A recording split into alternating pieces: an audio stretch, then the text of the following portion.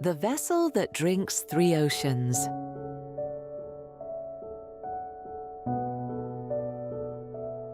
Chapter 4. Indigo Blue and No Shore.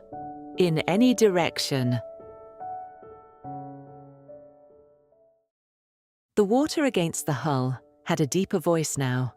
Through the porthole, the sound arrived from somewhere below the waterline, slower than Léman, the broad carrying voice of water that had moved its weight a long way. The hull responded with a long lift and a longer lower, in periods of perhaps 8 seconds each, the rhythm traveling up through the velvet of her chair and the marble underfoot at the same time it arrived in the ear. The crystal water glass on Solange's small table had stopped ringing. The last phrase of music from below the deck had finished some minutes earlier. Across the salon, the cartographer had turned to a fresh sheet and resumed work, the slow scratch of his nib continuing in its own time. She stayed where she was for a few minutes more. Through the porthole, the Indigo had completed its lightening. The blue beyond the brass-rimmed glass was the saturated noon blue of an ocean with no land in sight, one band of sky above and one band of water below, and the meeting place between them, not a coast, but a line. The chair released her. Past the spiral staircase that descended to the library, a second staircase rose in the opposite direction, narrow brass treads ascending toward an overhead hatch she had not noticed on the way down. The air changed with each step upward, warmer, dry and full, carrying a salt weight the salon's enclosed air hadn't held. Her hand found the hatch and met sun-warmed brass, a heat not touched in weeks, and she pushed through into the open. Noon light landed on her face before her eyes had found anything to fix on. It was vertical, near overhead, the kind that found no shadow tucked under anything and bleached the deck planking to pale honey. The soles of her boots began collecting heat within the first few steps. When the eyes adjusted, the horizon resolved. A complete circle, the Pacific meeting the sky in every direction, without a coast, without a vessel, without a contrail in the bright bowl above. The smell came last, filling in around the light and the emptiness. Not the mineral cold of the salon. Open ocean salt, clean and near, almost sweet at the back of the throat.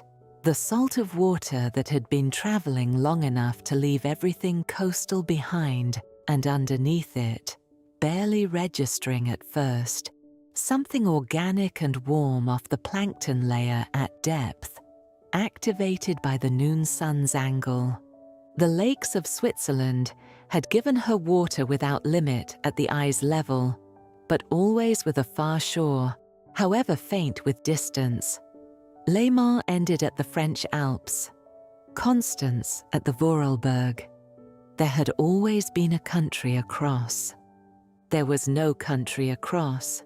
Walking to the forward railing, she held the brass, the vine leaves cool and small against her hand, despite the heat, trembling in a wind too, even to have been built by weather. A single line came across the deck before she had located the source of it.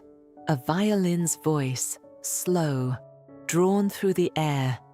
The vine leaves were trembling at a frequency that was not the frequency of any wind.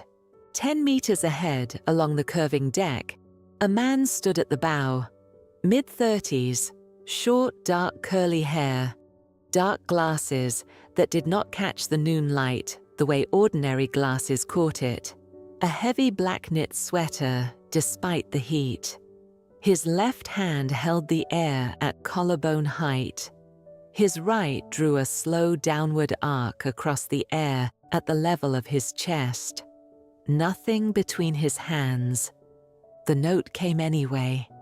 The brass railing under her palm vibrated at the same pitch.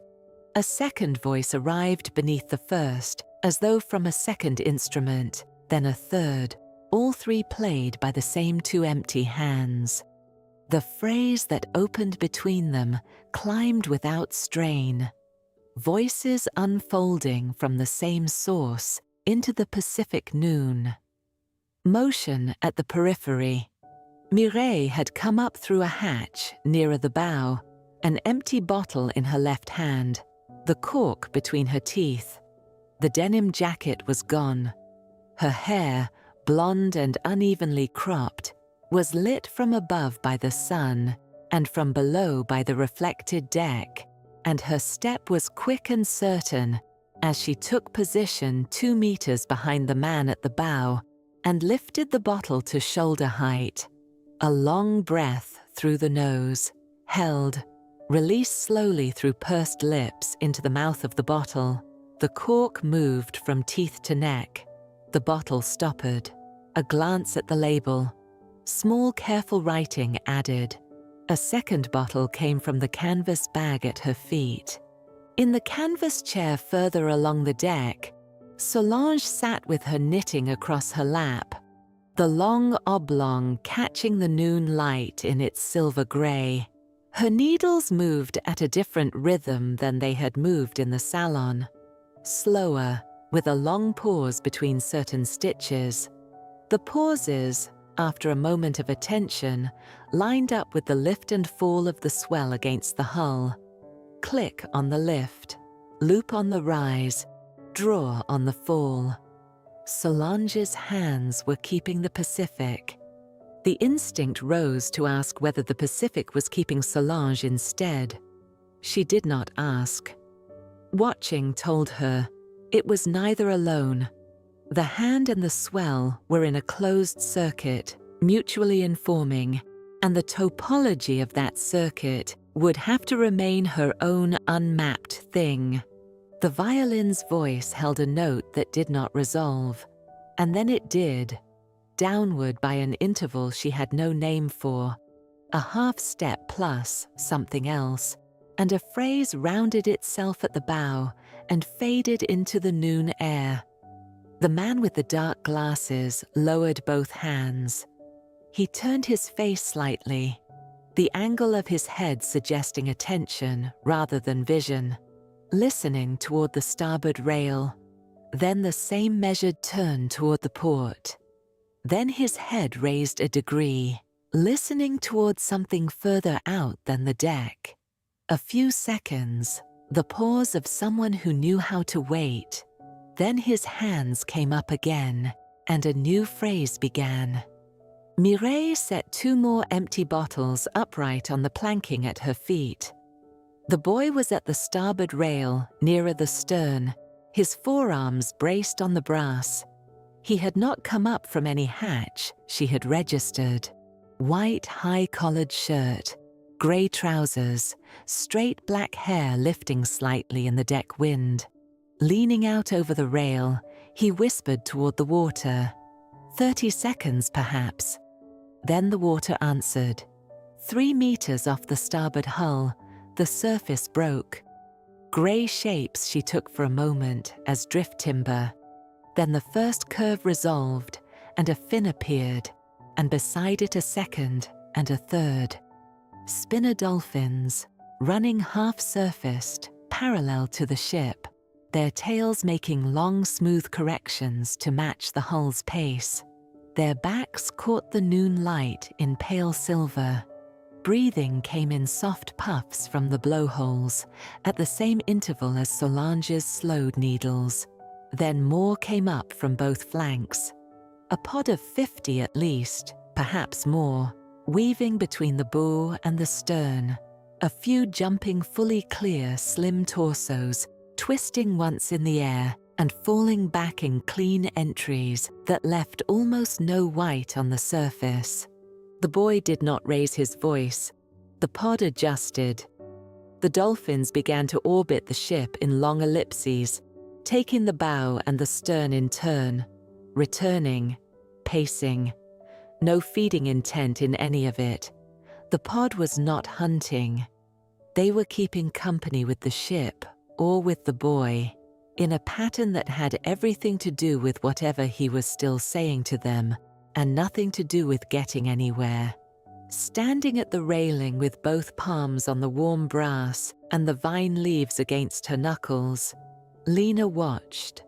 Before this voyage, on a first encounter with something like the boy and the dolphins, she would have wanted to ask who he was, what language, why the pod responded. She would have wanted to understand the mechanism, the way she understood a movement by lifting the cover and examining the gear train. The instinct did not arrive. What arrived was attention. She stood at the railing with her hand on the warm brass and the vine leaves, and the dolphins orbited, and the watching was its own sufficient activity, requiring nothing additional from her. The watchmaker's habit of inquiry sat still for once, and let the thing simply be the thing it was. After some time, the pod peeled away eastward, group by group, into the open blue. The boy stayed at the rail for a few moments more, his whisper continuing, addressed now to open water. Then he turned and walked to the hatch at the center of the deck and went below without looking at any of them. The note from the bow ended. Mireille gathered her bottles into the canvas bag. Solange tied off the row she was on, folded the work, set the needles across her lap. The man with the dark glasses lowered his arms slowly, with the quality of someone setting down an instrument that had real weight. The deck was quiet. The wind held its even pace. The sun held its angle. White water continued at the bow. Her palm left the railing. The brass had taken on the temperature of her hand. Standing for a moment, with the heat still in her palm, she went back down. The oil lamps in the salon seemed dimmer in comparison to the noon she had stepped down from, though the lamps had not changed. The corner had not been approached before. The chair across the cartographer's table was empty, and she drew it back with care for the scrape of wood on marble and sat. The map under his hand had progressed. The ship sat at the center of a wide circle, occupying most of the page, the circle being the horizon as seen from the bow, 360 degrees of empty water, a perfect ring. The ship was very small at the center. To the north, in a margin not quite the page proper, he had drawn faint lines suggesting land masses too far to be seen from the deck. Hawaii in approximately the right position. The Marshall Islands further west, a scatter of small marks. He drew the boy at the starboard rail. He drew Mireille at her bottles. He drew the dolphins as a pod of small curves in an elliptical path around the hull. His head had not raised from the page since she had sat down across from him. "How?" she said. The pen continued. "You hear a watch run without looking at the face." His eyes had not raised. He had answered the unstated question with the precision of someone who had been asked it many times by passengers in similar chairs. The pen lowered back to the page. "Yes, this is the same." A pause. He drew a small curve across the wake line. "You have learned to attend to a thing that does not show itself to the eye, which is most of the things." She let this rest. His hand moved at the page, the joint of the middle finger receiving the pen, the index confirming, the thumb present only for stability. Decades of attention to small lines, visible in the way the hand held its tools without appearing to grip anything. A second figure was being added to the salon in the chair opposite his at the corner table, a woman in a dark coat. She had Lena's hair. He flicked the nib upward.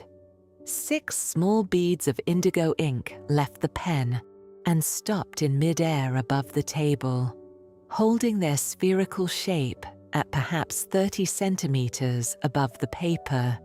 They remained there, arranged in no readable pattern, existing at the suspension point of something stronger than their own settling instinct.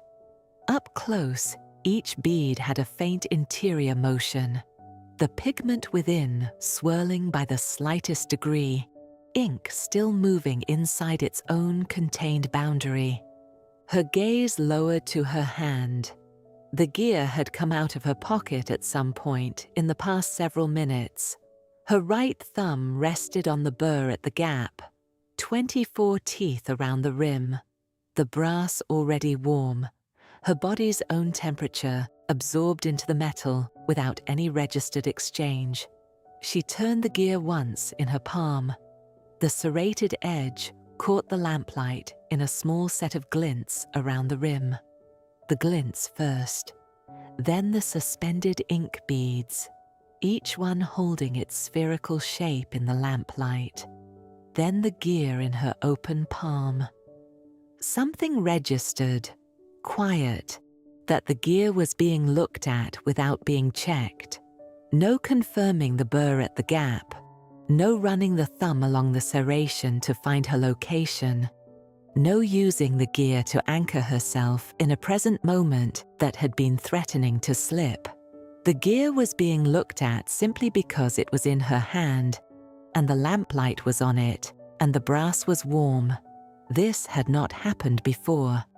Looking at the gear had always been functional. The looking had served her. Now, it was the only thing she was doing.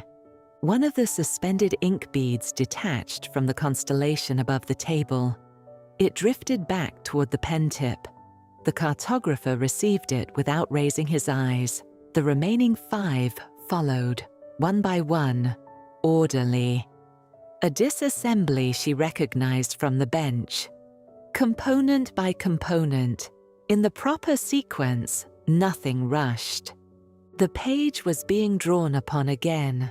The figure of the woman in the dark coat, in the chair opposite his at the corner table, had a brass gear in her open palm. She set the gear on the table between them, not back into the pocket. Her hand did not close over it.